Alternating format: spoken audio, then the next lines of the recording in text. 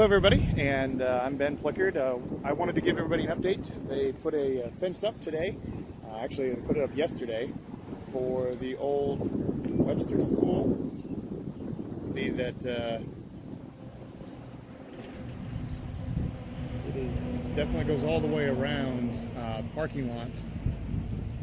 See, they've got the construction area, keep out signs, hard hat, and it looks like they've got their trailer put up. They've got their engineers that are going to be looking at the property, and then they'll have it all figured out exactly what they need to do to start demolition of the building. So I would imagine, if I had to guess, probably within the next week to 2 weeks, this structure will be completely gone.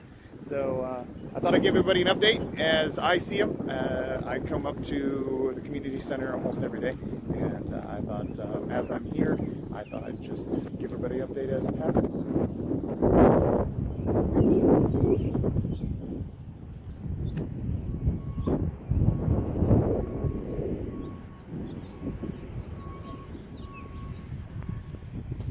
Thanks again for watching. Have a great day.